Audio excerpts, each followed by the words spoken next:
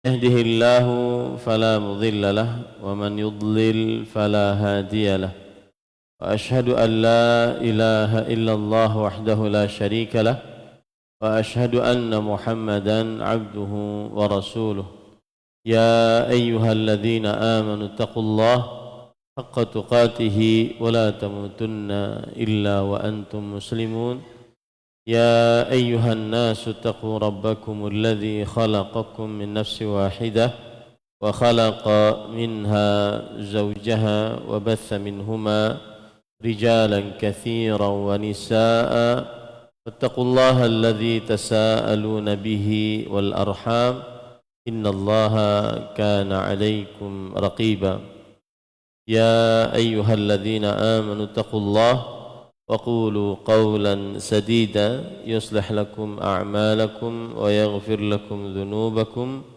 ومن يطع الله ورسوله فقد فاز فوزا عظيما أما بعد فإن أصدق الحديث كتاب الله وأحسن الهدي هدي محمد صلى الله عليه وعلى آله وسلم وشر الأمور محدثاتها وكل محدثة بدعة وكل بدعة ضلالة وكل ضلالة في النار.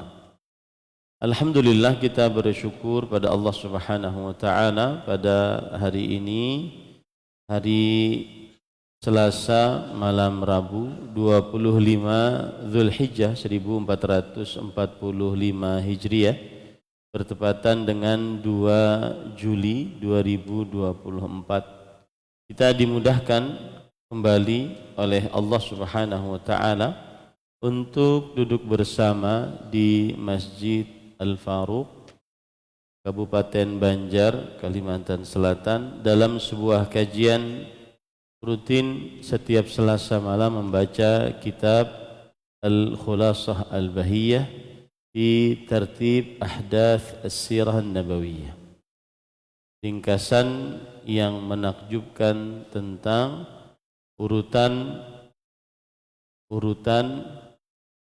kejadian-kejadian sejarah Nabi Muhammad sallallahu alaihi wa alihi wasallam yang ditulis oleh Fadilat Syekh Wahid bin Abdussalam Bali hafizahullahu taala.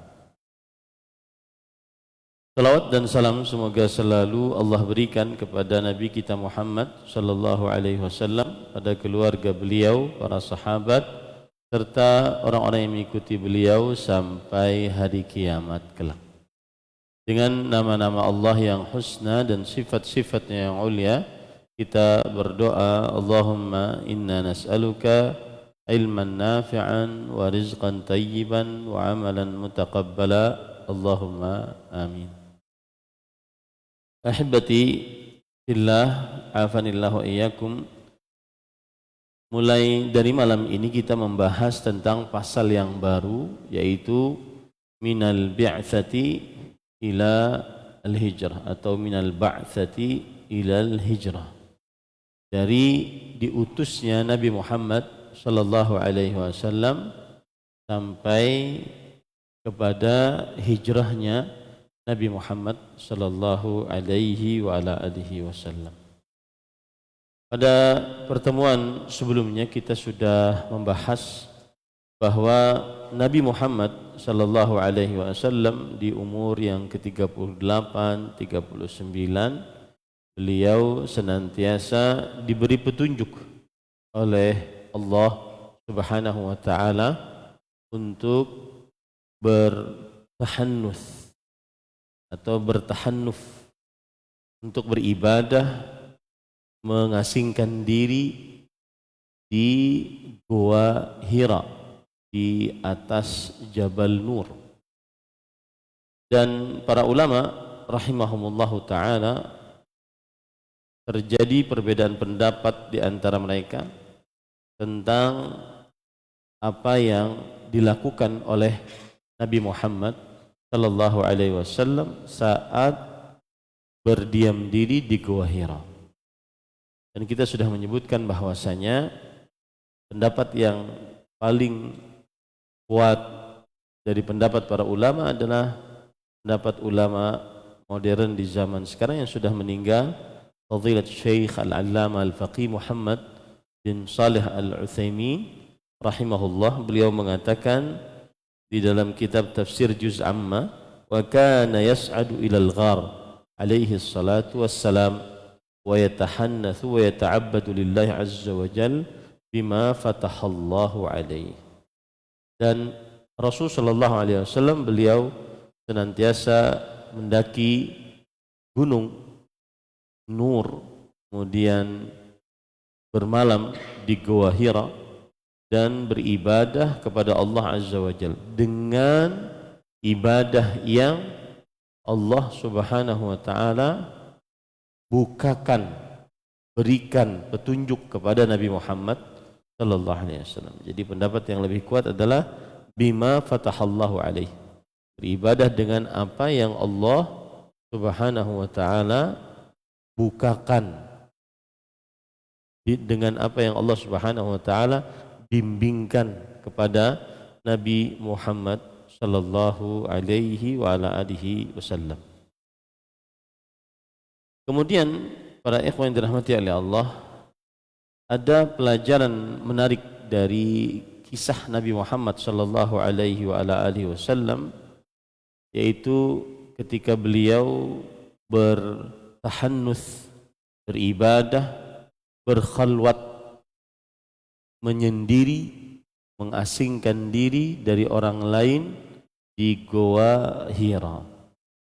Salah satu faidah yang bisa kita ambil dari ibadah khalwat, mengasingkan diri, menyendiri, adalah yaitu mengukur keburukan-keburukan yang ada di dalam diri kita, baik berupa sifat ujub, merasa memiliki yang tidak dimiliki oleh orang lain, atau sifat sombong, menolak kebenaran dan merendahkan orang lain, atau sifat hasad, menginginkan nikmat yang ada pada orang lain hilang, atau sifat riya, menginginkan ibadah yang dikerjakan dilihat oleh orang lain dan dipuji oleh orang lain. Setelah kita mengukur diri dengan penyakit-penyakit diri tersebut, maka akhirnya kita beristighfar, bertaubat, kembali kepada Allah Subhanahu wa taala. Ini salah satu faidah dari berkhalwat, yang mana khalwat diperbolehkan dalam agama Islam. Karena Rasul sallallahu alaihi wa alihi wasallam bersabda, "Wa rajulun dzakarallaha khalian fa fadat 'ainah." Dan seseorang yang berzikir kepada Allah secara sendirian, kemudian kedua matanya berlinang air mata. Dan ini adalah salah satu sifat dari orang yang mendapatkan naungan kelak di hari kiamat. Kemudian juga faidah dari berkhalwat, yaitu seseorang bisa bermunajat dengan Allah Subhanahu wa taala, bisa berkeluh kesah kepada Allah Subhanahu wa taala saat dia berkhalwat, menyendiri, mengasingkan diri dari orang lain dan tidak terhubung dengan orang lain. Dia bisa bermunajat dengan Allah Subhanahu wa taala. Kemudian faedah selanjutnya daripada khalwat juga adalah dia bisa mengingat tentang surga, neraka, kehidupan akhirat, kemudian ujung dari nasib dia kelak, dan juga mengingat pahala-pahala atas ketaatan yang dikerjakan dan siksa-siksa dari maksiat yang dilakukan. Maka ini disebut dengan faidah-faidah dari berkhalwat, menyendiri. Dan ini sangat penting kita lakukan, terutama saat sebagian besar dari kita terlalu tersibukkan dengan perkara-perkara dunia. Coba kita suatu waktu, suatu malam, terutama di malam sepertiga malam terakhir, bagaimana ayat Al-Quran, ya ayyuhal muzammil qumil laila illa qalila, wahai orang yang sedang berselimut, bangunlah di malam hari dan janganlah tidur kecuali sedikit, nisfahu aw inqus minhu qalila, tidurlah setengah dari malam atau kurangi dari setengah malam, au zid alaih, atau boleh ditambah sedikit, warattil qur'ana tartila, dan bacalah Al-Quran di malam hari, inna sanulqi alaika qawlan thaqila, sesungguhnya kami akan memberikan kepadamu ucapan yang berat, inna nasyi'atal laili asyaddu wat'a wa aqwamu qila, sesungguhnya ibadah yang dipanjatkan, doa yang dipanjatkan di malam hari lebih tepat menghujam dan lebih didengar oleh Allah Subhanahu wa taala. Ya, ini semestinya kita mencontoh Rasul sallallahu alaihi wasallam di dalam berkhalwat. Rasul sallallahu alaihi wasallam bersabda, yanzulu rabbuna tabaraka wa taala ila as-sama'id dunya. Rabb kita Allah Subhanahu wa taala turun ke langit dunia. Hina yabqa thuluthul lailil akhir, ketika tersisa sepertiga malam terakhir. Yaqul man yad'uni fa astajibu lah. Siapa yang berdoa kepadaku, aku akan kabulkan untuknya doanya. Wa man yas'aluni fa'utiyah. Siapa yang memohon kepadaku, maka aku akan berikan kepadanya apa yang dia minta. Wa man yastaghfiruni fa'aghfirullah.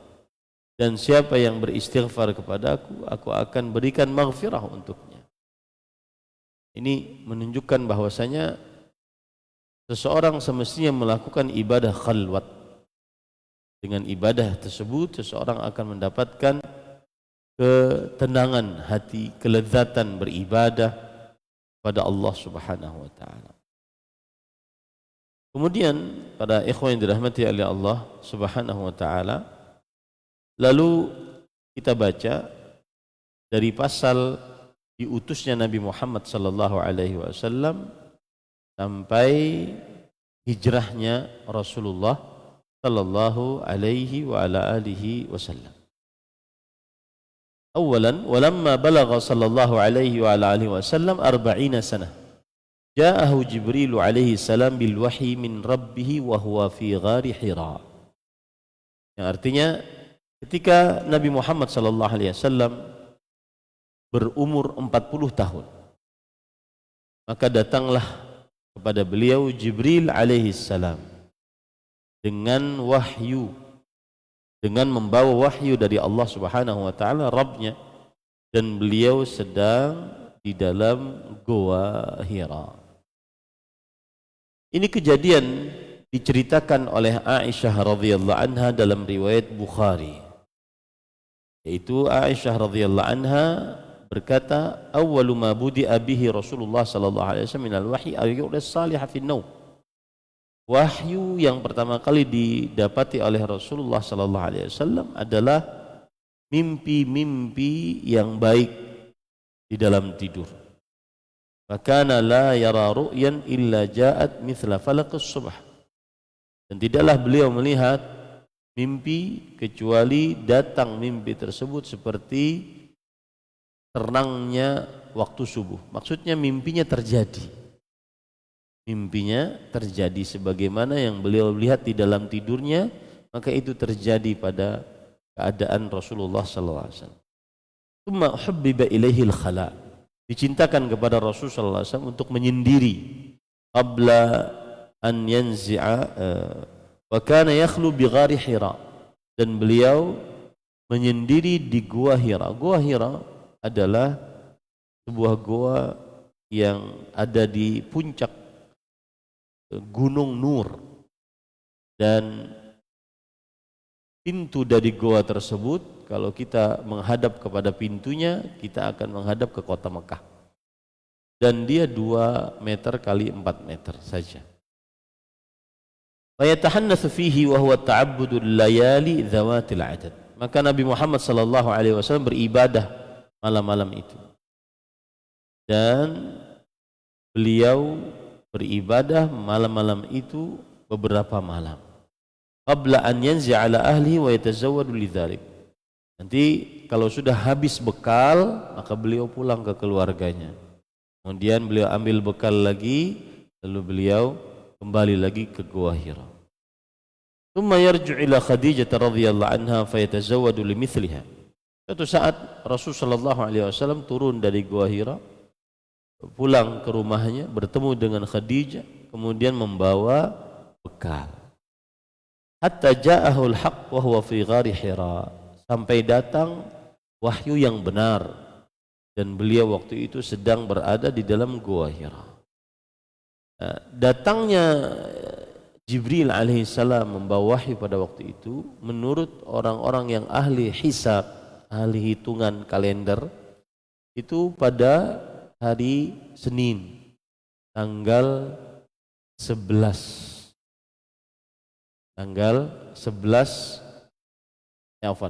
malam 21 Ramadhan, bukan tanggal 11, malam 21 Ramadhan. Dan kita tahu bahwa malam 21 Ramadhan salah satu malam ganjil yang sangat diharapkan terjadinya Lailatul Qadar. Dan Nabi Muhammad sallallahu alaihi wasallam, sebagaimana sudah saya ceritakan dahulu, bahwa beliau suka berkhalwat di Gua Hira pada bulan Ramadhan. Selama bulan Ramadhan, kalau seandainya habis bekal, maka beliau turun, tawaf, lalu kembali ke rumahnya Khadijah. Lalu ambil bekal, kemudian kembali lagi ke Gua Hira sampai bulan Ramadhan selesai. Dan waktu itu belum ada syariat puasa, pengagungan bulan Ramadhan, belum ada. Kemudian faja'ahul malak, lalu datanglah malaikat. Dan di sini adalah Jibril alaihissalam. Faqala iqra, maka bacalah. Qala ma ana biqari, aku bukan orang yang membaca, aku tidak membaca. Ma ana biqari, maksud dari ma ana biqari bukan berarti beliau menolak untuk membaca, tetapi maksudnya adalah aku tidak bisa membaca, karena beliau adalah an-nabiyul ummi, orang nabi yang tidak bisa membaca dan menulis, al-ummi. فأخذني فغطني حتى بلغ مني الجهد ثم أرسلني فقال اقرأ. Kemudian Jibril alaihissalam memegangku, lalu kemudian menutupiku, kemudian merangkulku dengan keras, kemudian setelah itu melepaskanku kembali, lalu beliau berkata iqra, bacalah. Kemudian aku tetap menjawab ma ana biqari, aku bukan orang yang ahli membaca. Fa akhadhani faghattani tsaniyah hatta balagha minni al-jahd thumma arsalani. Kemudian beliau memegangku kembali, lalu merangkulku dengan erat sampai benar-benar sesak. Lalu setelah itu dilepaskan beliau lagi. Kemudian Jibril alaihissalam kembali mengatakan bacalah. Kemudian aku pun menjawab ma ana biqari, sampai kejadian itu terjadi 3 kali. Lalu Jibril alaihissalam berkata iqra bismi rabbikal ladzi khalaq, bacalah dengan nama Rabbmu yang telah menciptakan. Khalaqal insana min 'alaq, yang telah menciptakan manusia dari 'alaq. Iqra wa rabbukal akram, bacalah dan Rabbmu adalah yang paling mulia. Lalu Nabi Muhammad sallallahu alaihi wasallam pulang. Pada malam itu pulang. Jadi Gua Hira turun ke rumahnya Khadijah. Masuk ke dalam rumah Khadijah binti Khuwailid radhiyallahu anha, istri beliau. Kemudian beliau mengatakan zammiluni zammiluni. Yang artinya beliau mengatakan selimuti aku, selimuti aku. fazammaluhu hatta dhahaba anhu ar-raul. Kemudian diselimutilah Rasul sallallahu alaihi wasallam sampai rasa takut beliau hilang. Lalu Khadijah radhiyallahu anha, lalu Rasulullah sallallahu alaihi wasallam berkata kepada Khadijah, wa akhbarahal khabar. Nabi Muhammad SAW bercerita apa yang terjadi. Kemudian beliau bersabda, laqad khasyitu ala nafsi. Sungguh aku takut terhadap diriku. Maksudnya beliau takut jangan-jangan yang datang tersebut bukan Jibril alaihissalam, kan tetapi syaitan. Lalu Khadijah radhiyallahu anha, beliau dengan sikap bijaknya, kecerdasannya, beliau berkata, kalla, tidak sama sekali. Wallahi ma yukhzikallahu abadan.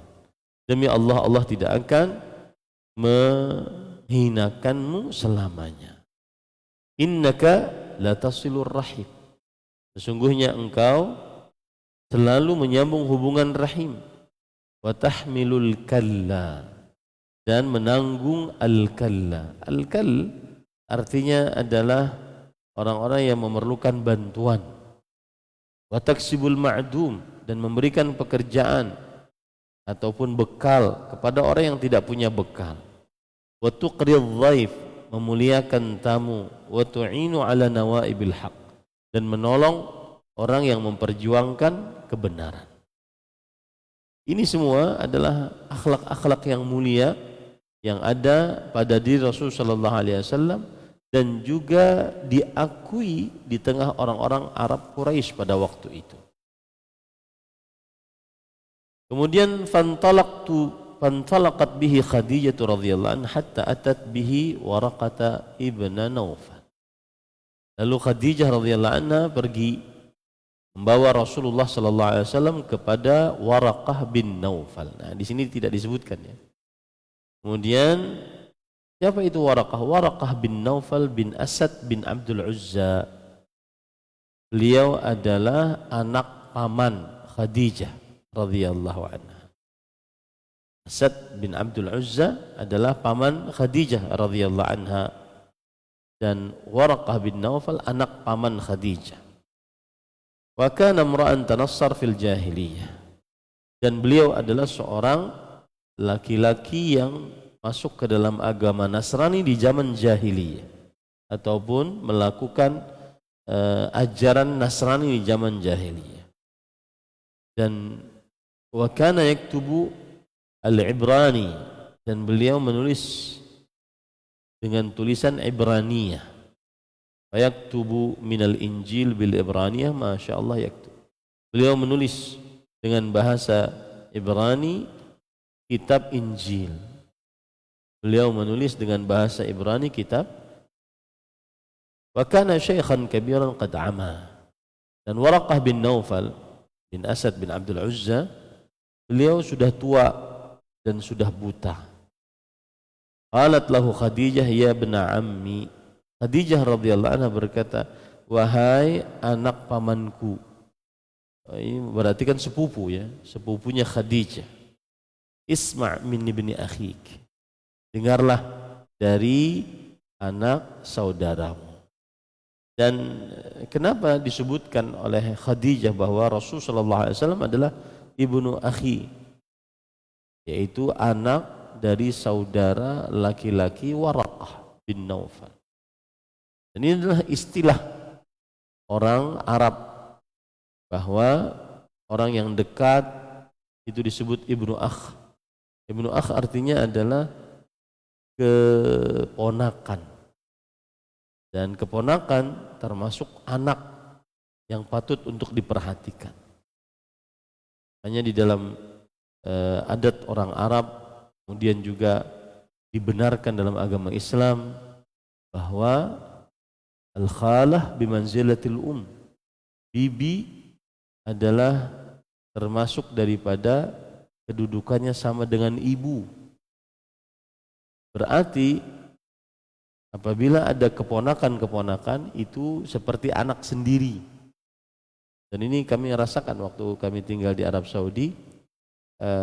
Kita rasakan kadang-kadang kita diundang oleh syekh, kemudian beliau mengatakan, saya undang kamu makan malam di rumah saya. Ada apa syekh?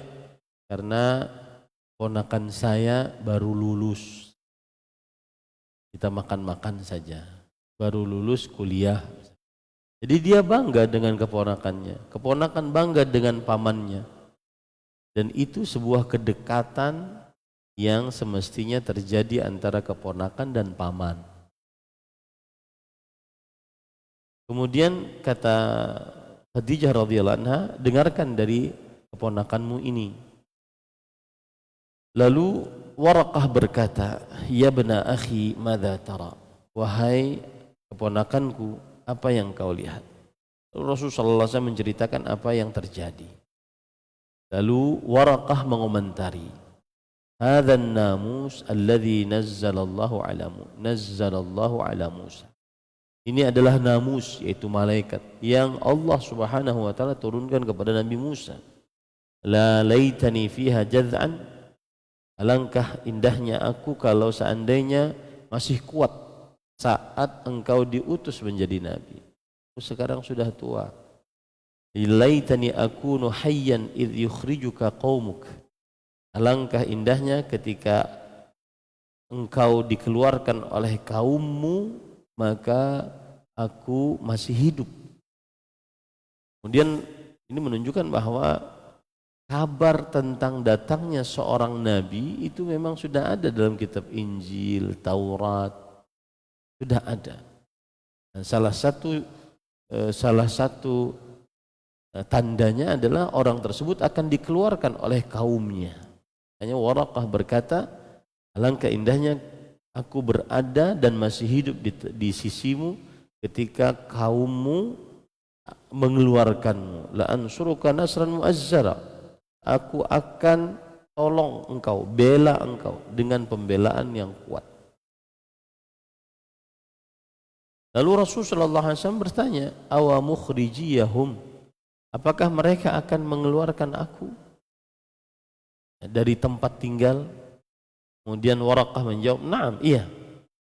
Lam ya'ti rajulun qattu bimithli ma ji'ta bihi illa 'udi. Tidak pernah seorang pun sama sekali datang dengan membawa seperti yang engkau bawa kecuali akan dimusuhi. Itu sudah tabiat kerasulan, tabiat kenabian. Seorang nabi, seorang rasul dimusuhi. Tadi saya berpikir, dan ini berkaitan dengan kesabaran, yang mana di zaman yang mungkin sebagian orang merasakan kesulitan, maka bersabarlah. Jangankan kita yang banyak dosa, orang-orang saleh mereka diuji oleh Allah. Dari mulai Nabi Nuh dihina oleh kaumnya, kemudian Nabi Yusuf dijual dengan harga yang murah. Nabi Ibrahim dimasukkan ke dalam api untuk dibakar. Nabi Musa dikatakan sebagai penyihir, padahal beliau kalimullah yang langsung berbicara dengan Allah. Nabi kita Muhammad sallallahu alaihi wasallam dilempari dengan batu oleh para budak dan anak-anak kecil, dan mereka bersabar, dan waktu itu ujian tersebut akan lewat. Begitulah juga kita, bersabarlah. Ujian apapun yang akan diuji oleh Allah akan lewat.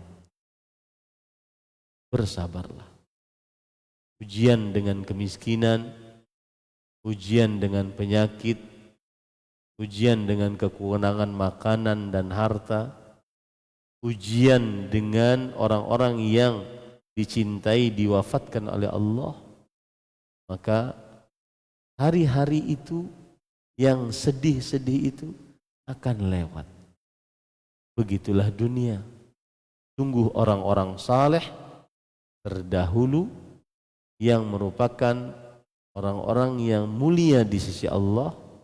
Mereka diuji oleh Allah dan mereka bersabar, bahkan ujiannya sangat berat, dan mereka semua akan melaluinya dan sanggup melalui.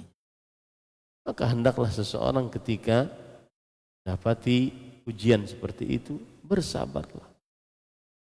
Bersabarlah saat diuji dengan kemiskinan, dengan kekurangan harta, penyakit, orang yang dicintai diwafatkan. Sungguh dia hari-hari yang penuh dengan ujian dan dia akan lewat. Begitulah dunia.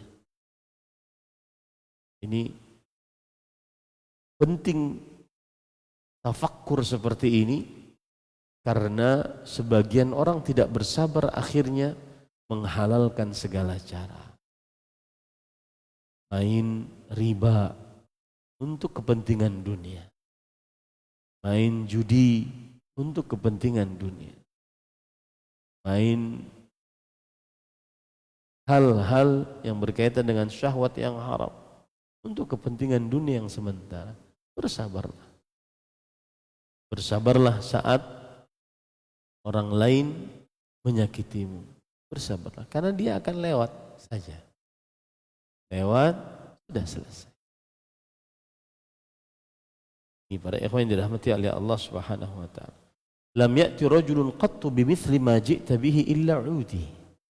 Tidak pernah seseorang sama sekali datang dengan membawa seperti yang engkau bawa sekarang, kecuali engkau akan diuji, dimusuhi.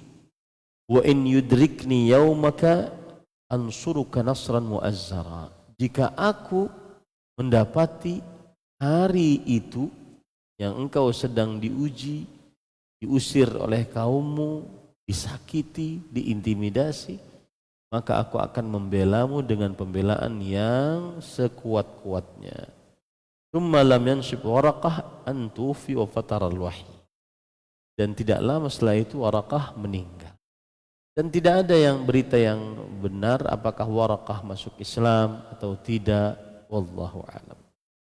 Lalu setelah itu, para ikhwan yang dirahmati oleh Allah Subhanahu wa taala, fatara al-wahyi. Fatar itu artinya terputus wahyu beberapa waktu. Dan Nabi Muhammad sallallahu alaihi wasallam sedih.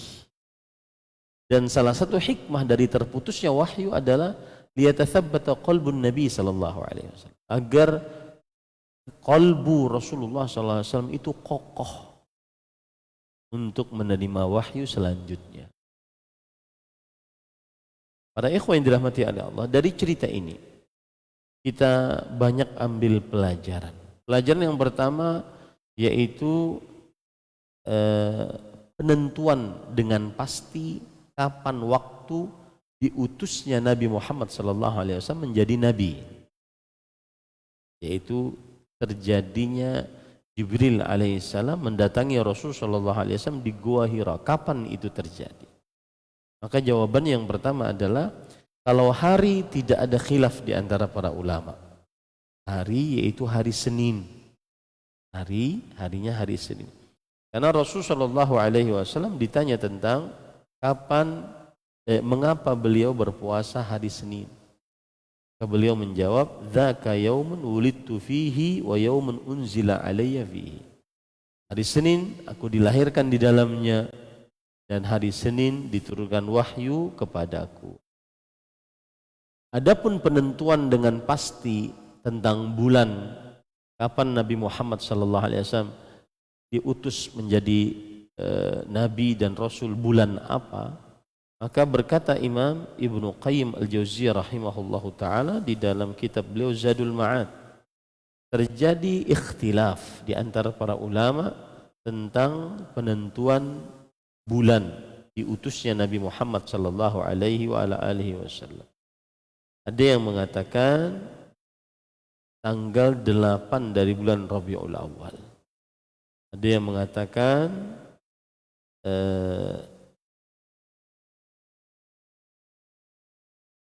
bulan Ramadan. Ada yang mengatakan bulan Ramadhan. Sebagaimana yang sudah kita kuatkan tadi, wallahu alam, dia adalah malam ke-21 dari bulan Ramadhan. Kemudian para ikhwan yang dirahmati oleh Allah, pelajaran selanjutnya yaitu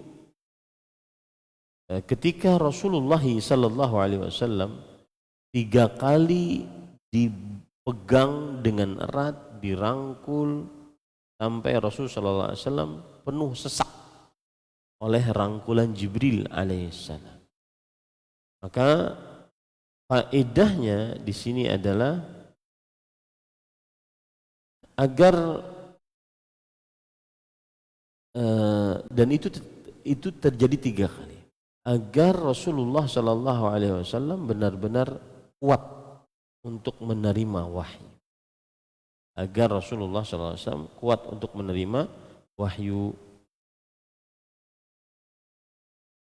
Oleh sebab itulah ada para ulama mengatakan, di antaranya Syuraih Al-Qadhi, seorang anak kecil tidak boleh dipukul ketika diajari, kecuali setelah diajari dengan benar-benar sebanyak 3 kali. Jika diajari dengan benar-benar sebanyak 3 kali.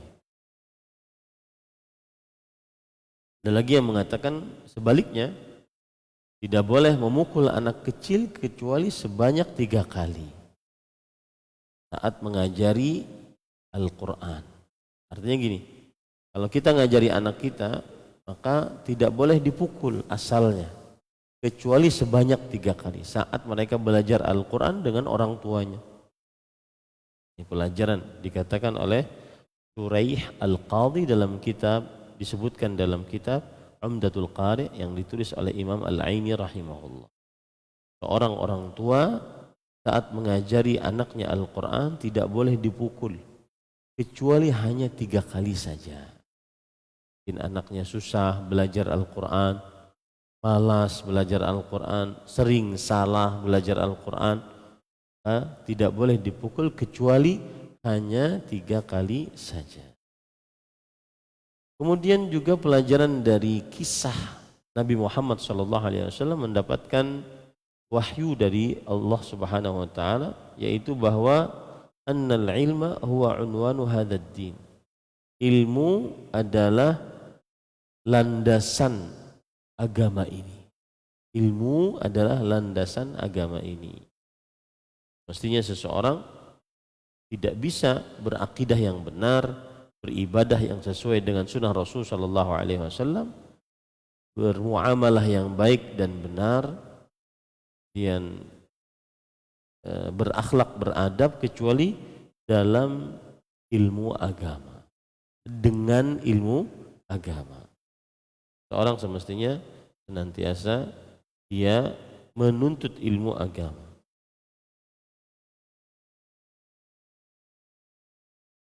Nah, kemudian pelajaran selanjutnya dari kisah wahyu yang didapat oleh Rasulullah SAW di Gua Hira adalah bahwa cara yang paling jitu untuk belajar ilmu agama yaitu membaca.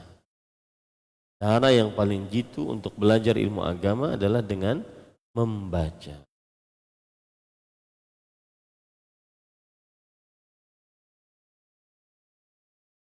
Kemudian pada ikhwan yang dirahmati oleh Allah Subhanahu wa taala, pelajaran selanjutnya yang kita bisa ambil dari kisah Nabi Muhammad sallallahu alaihi wasallam mendapatkan wahyu adalah Khadijah radhiyallahu anha, yang merupakan contoh teladan bagi para istri saat mengurus suaminya.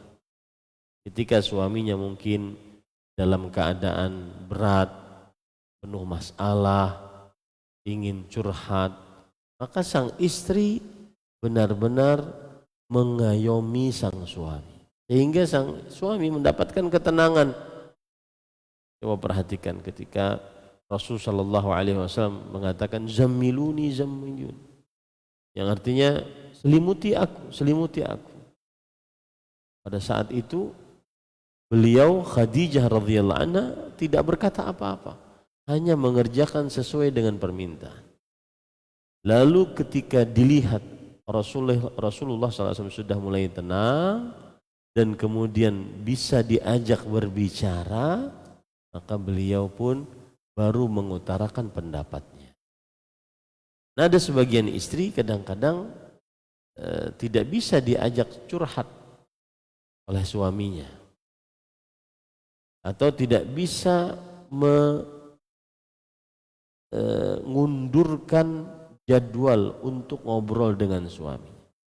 Misalkan dia mendapati suaminya ada keraguan di dalam diri suami, jangan-jangan dia main wanita di luar rumah dan semisal. Sang suami baru pulang kerja, baru capek-capeknya, langsung sang istri mengatakan, duduk mas sini, kita harus selesaikan malam ini juga, sekarang juga. Kata sang suami, sebentar saya enggak, duduk, selesai harus sekarang. Ini enggak bisa. Lihat Khadijah radhiyallahu anha, beliau cuma melaksanakan apa yang diminta oleh Rasulullah sallallahu alaihi wasallam. Ini akhlak yang patut dicontoh oleh para istri. Kemudian pada ikhwah yang dirahmati oleh Allah Subhanahu wa taala, termasuk dari pelajaran yang kita bisa ambil dari hadis wahyu ini adalah yaitu akhlak yang mulia, sebab dari keselamatan dari keburukan. Lihat Rasul sallallahu alaihi wasallam, beliau mempunyai akhlak yang mulia, dan Rasul sallallahu alaihi wasallam dikatakan oleh Khadijah, kalla wallahi la yukhzikallahu abada. Tidak sama sekali, kau tidak akan pernah sengsara. Allah tidak akan memberikan keburukan kepadamu. Kenapa? Karena engkau berakhlak mulia. Innaka latasilur rahim, engkau nyambung hubungan rahim. Wa taksibul wa tahmilul kalla, engkau menanggung kesulitan. Wa taksibul ma'dum, memberikan orang yang tidak punya, dan seterusnya. Ini menunjukkan akhlak yang mulia adalah menyelamatkan seseorang dari keburukan. Kemudian pelajaran selanjutnya juga dari hadis ini adalah yaitu boleh kita memuji seseorang di hadapannya untuk sebuah maslahat, untuk sebuah kepentingan baik. Dan ini tidak bertentangan dengan hadis Rasul, idza ra'aitumul maddahin fahthaw ala wujuhimut turab. Jika engkau melihat orang-orang yang memuji, maka lemparlah pada wajahnya tanah. Ya. Nah, para ikhwan yang dirahmati oleh Allah Subhanahu wa taala, tidak mengapa seseorang untuk memuji orang lain jika ada maslahatnya.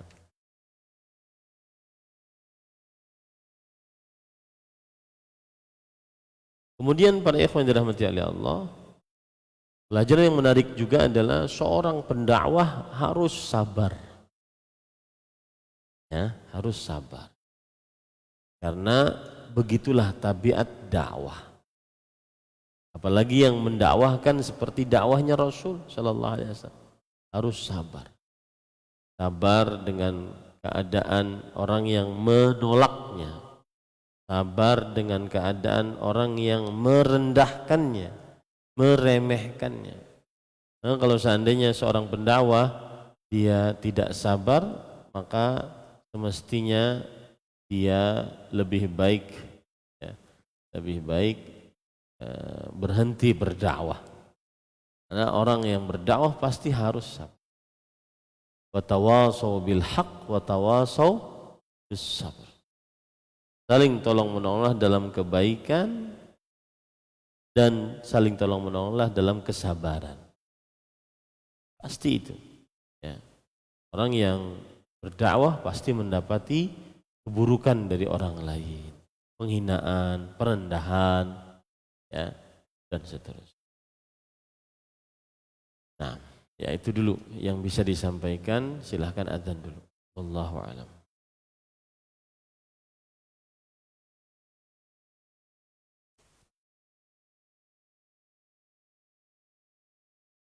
Allahu Akbar, Allahu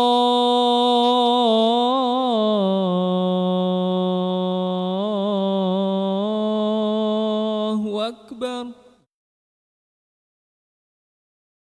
Allahu Akbar, Allahu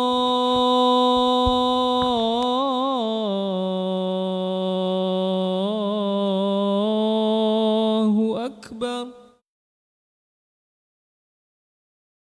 Asyhadu an la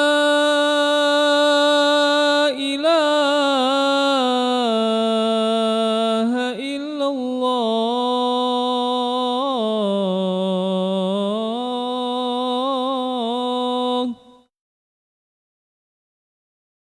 Asyhadu an la ilaha illallah.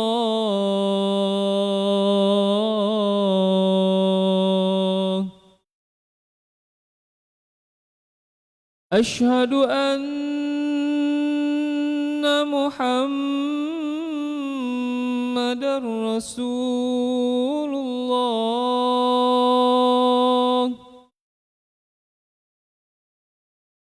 Asyhadu anna Muhammadar Rasulullah.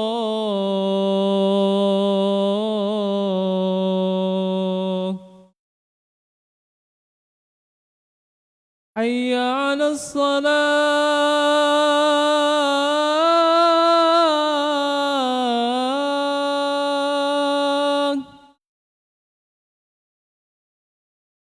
Hayya 'alas salah.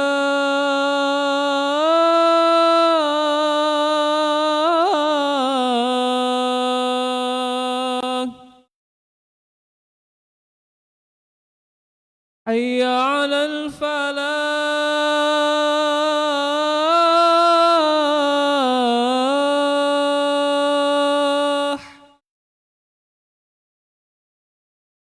Hayya 'alal falah.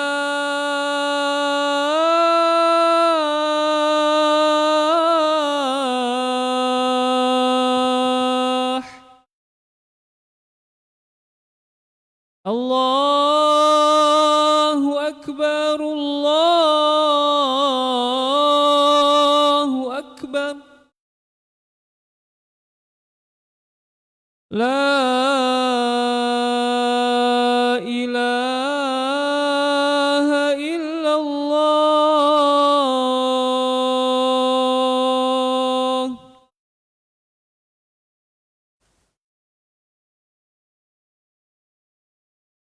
Baik.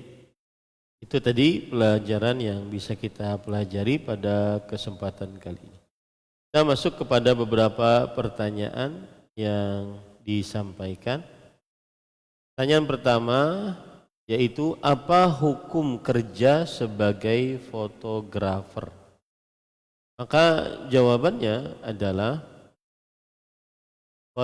pekerjaan fotografer, pendapat yang dikuatkan dari para ulama rahimahumullahu ta'ala, kalau yang dimaksud dengan fotografer adalah memfoto melalui alat kamera, baik itu kamera ataupun handphone di zaman sekarang, maka foto, jika yang difoto tersebut adalah selain manusia, tidak ada perbedaan pendapat di antara para ulama, ini diperbolehkan.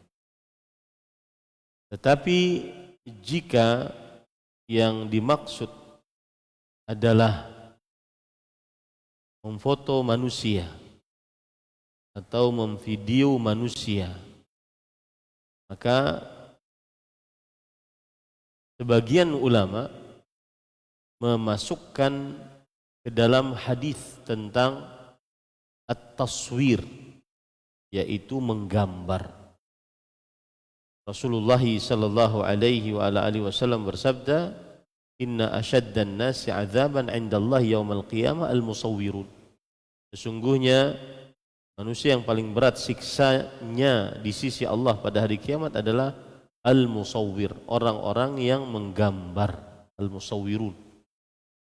Dalam hadis riwayat Bukhari lainnya, "Innal malaikah la tadkhulu baitan fihi surah illa raqman fi thawb."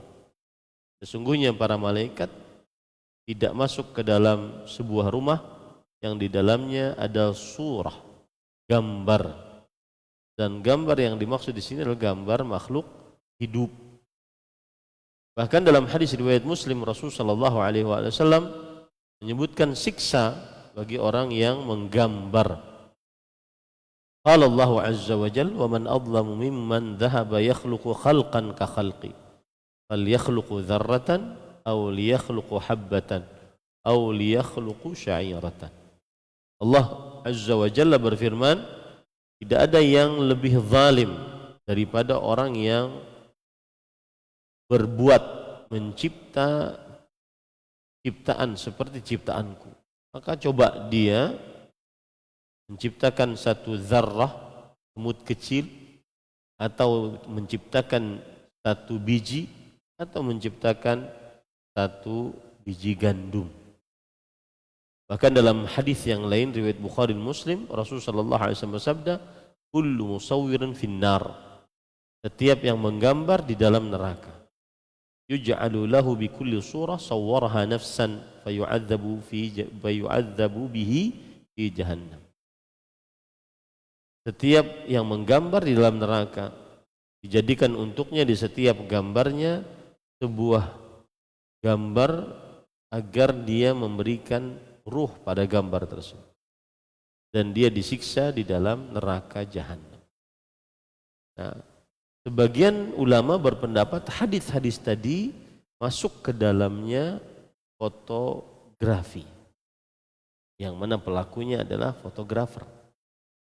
Tetapi sebagian ulama berpendapat bahwa hadis-hadis tersebut adalah menggambar makhluk hidup, baik dengan cara membuat patungnya ataupun menggambar yang ada bayangannya dan dia makhluk hidup, atau menggambar di kanvas gambar-gambar makhluk hidup.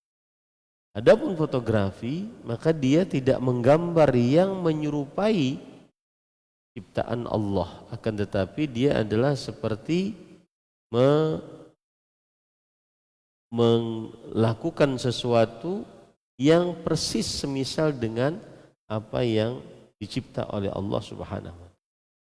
Jadi dia tidak berusaha untuk mencipta makhluk lain, tapi dia mewujudkan apa yang diciptakan oleh Allah Subhanahu wa ta'ala. Dan saya lebih condong kepada pendapat ini. Intinya profesi fotografer halal, tapi dengan syarat tidak memfoto yang haram.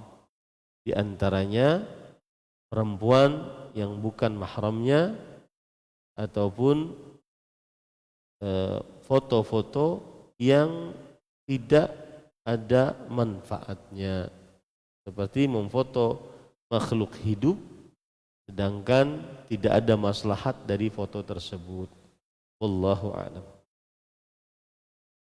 Pertanyaan kedua, bagaimana tentang hadis doa kafaratul majlis? Apakah sahih hadisnya? Kalau tidak sahih, maka tidak perlu melakukannya lagi. Para ikhwan yang dirahmati oleh Allah Subhanahu wa ta'ala, tentang hadis kafaratul majlis, memang ada khilaf di antara para ulama tentang hadis kafaratul majlis. Akan tetapi bimajmu'i turukihi, dengan gabungan-gabungan riwayat yang ada, maka hadis tersebut naik derajatnya, bisa menjadi hasan ataupun bisa menjadi sahih li ghairihi. Sahih karena ada penolongnya, baik itu dari tingkat syawahid sesama sahabat, ada yang meriwayatkan hadis-hadis tentang kafaratul majlis, ataupun dari mutaba'at yang di bawah sahabat yang meriwayatkan hadis-hadis tentang kafaratul majlis. Dan di antara hadis-hadis tersebut adalah bahwa Rasulullah sallallahu alaihi wa ala alihi wasallam diceritakan oleh Aisyah, maka Rasul sallallahu alaihi wasallam yaqumu min majlisin illa qala la ilaha illa anta astaghfiruka wa atubu ilaik. Tidaklah Rasul sallallahu alaihi wasallam bangun dari sebuah majlis kecuali beliau mengucapkan la ilaha illa anta astaghfiruka wa atubu ilaik. Kemudian juga dalam hadis yang lain, subhanakallahumma wa bihamdika la ilaha illa anta astaghfiruka wa atubu ilaik. Dan hadis-hadis ini mendukung satu dengan yang lainnya, menjadikan dia hadis yang hasan ataupun sahih li ghairihi, bagaimana dikatakan oleh Imam Al-Albani rahimahullahu ta'ala. Pertanyaan ketiga, cara wanita berwudu tanpa melepas jilbab di tempat yang terbuka, karena tidak ada tempat wudu khusus wanita. Bagaimana membasuh wajah, tangan, kepala, dan kaki? Jawabannya adalah seorang wanita berwudu, jika dia berwudu di tempat umum, maka dia wajib untuk menutup auratnya saat berwudu dari pandangan laki-laki yang bukan mahramnya. Dan kita di negara muslim yang mayoritas kaum muslimin banyak, maka niscaya banyak tempat yang disediakan khusus untuk wanita-wanita, dan tempat-tempat tersebut dia bisa gunakan untuk berwudu di tempat khusus. Jika memang tidak terdapat tempat khusus untuk berwudu bagi para perempuan, maka pada saat itu wanita-wanita lainnya bekerja sama untuk menutupi wanita tersebut yang ingin berwudu, dan dia tetap membasuh wajahnya, kemudian membasuh tangannya sampai siku, mengusap kepalanya dan telinganya, dan membasuh kakinya. Wallahu a'lam.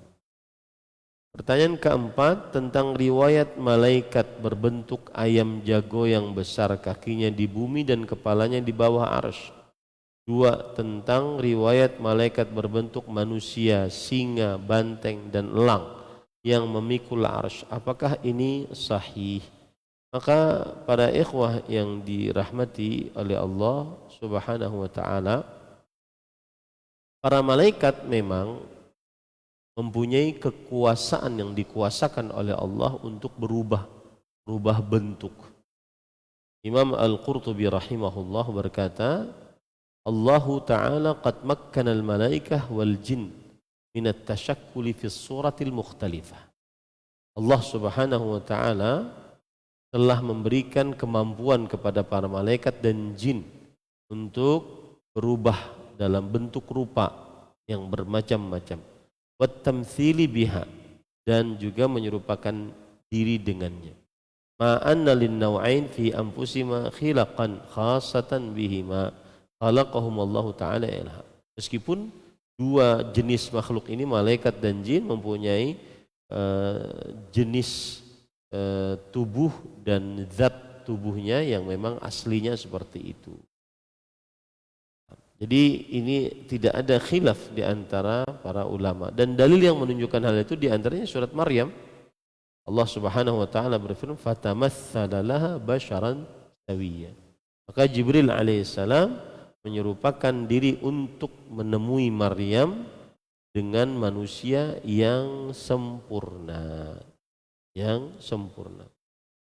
Maka para ikhwan yang dirahmati oleh Allah, akan tetapi penyebutan tadi seperti ayam jago besar, kemudian juga seperti singa, banteng, dan elang, saya tidak tahu. Tapi memang ada beberapa riwayat bahwa malaikat menyerupakan diri dengan beberapa para sahabat, di antaranya Dihyah al-Kalbi. Wallahu a'lam. apakah rebahan sambil tengkurap sama hukumnya dengan tidur tengkurap? Maka jawabannya, baik itu rebahan atau tiduran, ya, sama saja. Dia tidur atau rebahan, maka sama saja tidak diperbolehkan. Ada sebuah hadis yang menunjukkan akan hal ini, bahwa Rasulullah sallallahu alaihi wasallam beliau melihat seseorang yang mumbatihan ala batnihi faraqada Rasulullah sallallahu alaihi wasallam di rijlihi. Ada seseorang yang tidur di atas perutnya, lalu Rasulullah SAW menendang dengan kakinya, dan beliau bersabda, la tattaji' hadhihi dha'jah fa innaha dha'jatun yubghiduha Allah azza wa jalla. Jangan engkau berebah seperti ini, sesungguhnya rebahan seperti ini dimurkai oleh Allah subhanahu wa ta'ala. Dalam riwayat yang lain, faraqadahu birijlihi fa'aiqadahu faqala hadhihi dha'jatu ahlin nar.